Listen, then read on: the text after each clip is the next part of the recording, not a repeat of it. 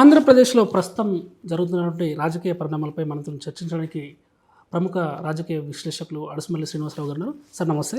నమస్కారం అండి. ప్రస్తుతం అంతా కూడా ఈ సిఐ నాగరాజు అంశం చుట్టూ, గాదె సాయికృష్ణ అంశం చుట్టూ, దీంట్లో కాపుల ఒక సామాజిక వర్గం చుట్టూ ఈ మధ్యన వివాదాస్పదం అవుతున్నాయి వ్యాఖ్యలు కూడా.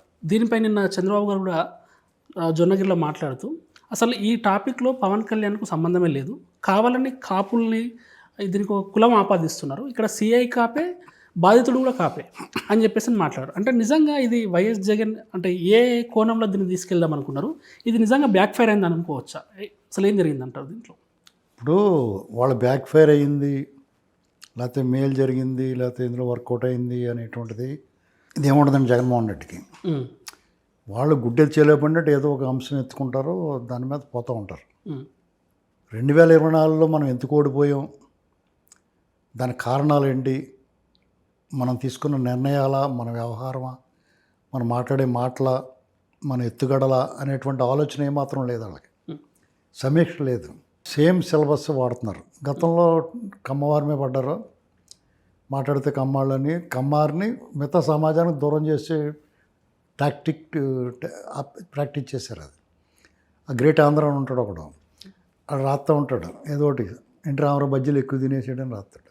దాన్ని డెవలప్ చేసుకుంటూ పోతారు. కొన్నాళ్ళకి అది ఒక సబ్జెక్టు నెరేటివ్ చేస్తారన్నమాట.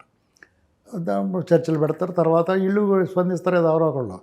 ఎన్టీ రామారావు గారికి కమ్మారికి సంబంధం ఏంటి, ఇలాగ తీసుకొస్తారు వాళ్ళు. వాళ్ళే ఓన్ చేసుకునేలా చేసి కులాన్ని ఏమైనా అనాలంటే టీడీపీని, ఎన్టీ రామారావు గారిని విమర్శించడం, వాళ్ళని ఏమైనా అనాలంటే కులాన్ని ఈ టైపు దరిద్రం తీసుకొచ్చి పెట్టారు వాళ్ళు. అదే వాళ్ళు ఏమైనా అంటే లబోదీపని ఎడుతారు. మిగతా వాళ్ళు వాళ్ళ జోలికి వెళ్ళడానికి అసలు వెళ్ళరు. ఆ సంస్కారహీనంగా ఉండరు కదా.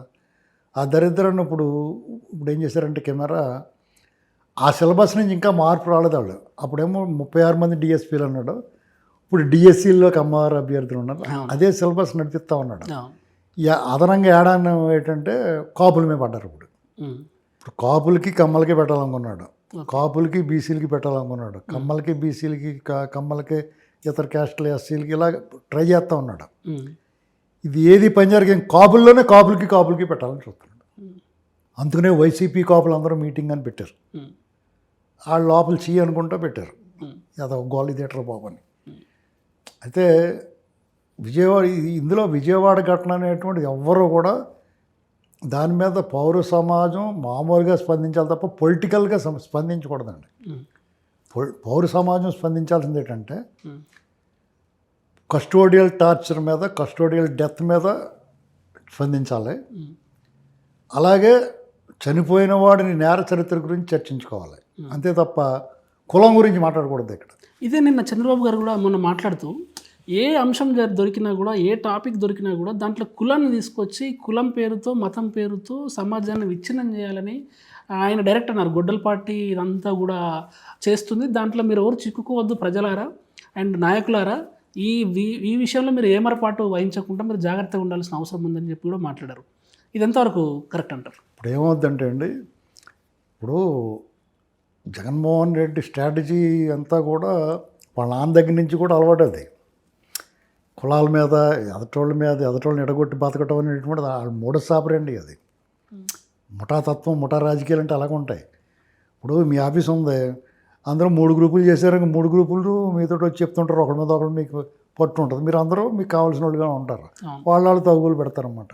సేమ్ అంతే రాష్ట్రంలో. ఇప్పుడు కులాల మీద పడ్డాడు, అప్పుడు వాళ్ళు బాబు చేసాడు, ఇప్పుడు నేను కొడుకు చేస్తున్నాడు. అంటే ఎంతవరకు సమంజసం అట్లా? అంటే ప్రతి టాపిక్లో ఒక కులాన్ని భూతద్దం వేసి వెతకడం అది మీకు జనాలకు అసహ్యం వచ్చి, అందుకనే మొన్న లాగ్ బొమ్మే కొట్టారు కదా 24లో, చావు కొట్టి చెవులు మూసేశారు, మామూలుగా కాదు. అయినా సరే ఇంకొకటి ఎవడన్నా అయితే బాబోయ్ మనం ఇంకా ఈ లైన్ కరెక్ట్గా లేదు అని మార్చుకుంటాడు. అది మూర్ఖుడు కాబట్టి ఆ విషయంలో మళ్ళీ సేమ్ అదే స్ట్రాటజీ. అంటే జనాల మీద ఎంతో చులకన భావం, ప్రజల మీద చులకన భావం. అది మనం వేసే ఎత్తుగడకే వాళ్ళు ఎత్తుకు చిత్తవుతారు అనుకుంటున్నాడు అతను. ఇప్పుడు అసహించుకుంటున్నారు ప్రతిదానికి. ఇప్పుడు మా కాపు కుర్రోడు అలాంటికి ఒక నేరస్తుంది, కాపుకి అలాగే నువ్వు జమేస్తావు, కులం ఏంటి దానికి అనేటువంటి ఆలోచన వాళ్ళలో వచ్చింది. ఎవరన్నా ఏదైనా అంటానికి భయపడతారు అనుకున్నాడు. అంటే ఆ కులాల రుచిలోకి ఎవరన్నా వచ్చి కామెంట్ చేయడానికి, కాపులను కామెంట్ చేయడానికి భయపడతారు. అంచుకు మనం ఏమన్నా అనొచ్చు అనుకున్నాం. ఎందుకు భయపడతారు? అంటే వాళ్ళు మీటింగ్ కూడా పెట్టారు కదా సార్. మరి మా వైసీపీ కాపులంతా శ్రీకాకుళం నుంచి పడితే అక్కడ వరకు అందరూ కూడా ఇన్ఛార్జ్ కాపులందరూ కూడా కాన్స్టిట్యున్సీ ఇన్ఛార్జీలు, మాజీ మంత్రులు, ప్రస్తుతం ఉన్న ఎమ్మెల్యేలు కూడా అందరూ కూడా పోయి రామచంద్రపురంలో అందరూ కలిసి మీటింగ్ పెట్టుకున్నారు. అక్కడ ఏం జరిగిందంటారు బహుశా? అంటే ఏం డిస్కషన్ వచ్చింది? డెఫినెట్గా అందులో కూడా ఆ పార్టీలో కాపుల మీటింగ్ అన్నప్పుడు అందరూ వెళ్తారు, తప్పే ఉంది. ఇప్పుడు అక్కడ వైసీపీ కాపుల మీటింగ్ అని పెట్టి మంచి పని చేశారు వాళ్ళు. కాపుల మీటింగ్ అనలేదు వాళ్ళు. వైసీపీ కాపుల మీటింగ్ అన్నారు, డెఫినెట్గా వెళ్తారు, తప్పే ఉంది. అయితే అక్కడికి వెళ్ళిన తర్వాత ఆ చర్చ చూసిన తర్వాత వాళ్ళకి చిరాకు వచ్చింది. ఏంటి అంత ఒప్పుకోవాలి? ఇప్పుడు వాళ్ళలో కూడా మళ్ళీ తల్లి తక్కువ వాళ్ళు అండి, వాళ్ళు చదువుకున్నారు, అందరూ కూడా అడ్వాన్స్డ్గా ఉన్న వాళ్ళు ఉంటారు. బొత్స సత్యనారాయణ గారు లాంటి అయితే ఆయన బీసీఓ, ఉత్తరాంధ్ర బీసీ ఆయన తూర్పు కాపులు కాబట్టి బీసీలోకి వస్తారు, వాళ్ళని కూడా కాపుల్లో జమేసుకుంటున్నారు వీళ్ళు. ఇవన్నీ ఆలోచిస్తారు. ఆయన పెద్ద ఆయన అసలు నిజానికి ఇక్కడ ఒక డిస్కషన్ వచ్చింది సార్. బొత్స అంటే ఒక టవరింగ్ పర్సనాలిటీ కదా, పర్సనాలిటీ అంతే. ఆ వ్యక్తిని కూడా ఒక కుల సంఘం మీటింగ్కు తీసుకెళ్ళడం. ఏమండి, ఆ వ్యక్తిని కూడా కుల సంఘం మీటింగ్ చేశారు అది అంటాం లేదండి. కులం అనేటువంటి ఐడెంటిటీ ఆధార్ కార్డులు అడిది, కులం మీద అభిమానం ఉండడం ఎప్పుడు తప్పు కాదు. ఇప్పుడు బొత్స సత్యనారాయణ గారైనా, మీరైనా, నేనైనా, ఇంకొకళ్ళైనా కులం మీద అభిమానం ఉండడం తప్పు కాదు. ఇంకొకళ్ళ మీద ఏడవకూడదు, ఇంకొకళ్ళ మీద ఏడవకూడదు, విద్వేషం చూపించకూడదు. ఇప్పుడు వాళ్ళు మీటింగ్ పెట్టుకోవడం అస్సలు తప్పు కాదు. వాళ్ళకి ఏదన్నా వాళ్ళు మీటింగ్ పెట్టుకుని ఏం ఆలోచించాల్సి అంటే పవన్ కళ్యాణ్ గారి మీద వాళ్ళ మీద ఏడవకూడదు. వాళ్ళు ఏడవలసింది కోపం, వాళ్ళు ఆలోచించాల్సింది ఎవరి మీద అంటే జగన్మోహన్ రెడ్డి ఏంటి ఇది ఏడుపోకుండా ఎప్పుడు మనల్ని పట్టుకుని ఉంటున్నాడో, ఆ శ్రీకాంత్ రెడ్డి, గడికోట శ్రీకాంత్ రెడ్డి, పెద్దిరెడ్డి, ఆ రెడ్డి, ఈ రెడ్డి, ఈ రెడ్డికి ఎందుకు మాట్లాడతలేదు, మనల్ని మాట్లాడమంటున్నాడు ఏంటి అని అడగాల. వాళ్ళు ప్రతిదానికి మనల్ని తిట్టమంటున్నాడు, మనల్ని మాట్లాడమంటున్నాడు. వాళ్ళేం మాట్లాడరా, ఓటలు వేసుకుంటాం మాత్రం అన్నిటిలో వాళ్ళు దొబ్బేస్తారు, దీంట్లో మాత్రం మనం ఉండాలని ముందు కానీ పెట్టుకోవాలి మీటింగ్.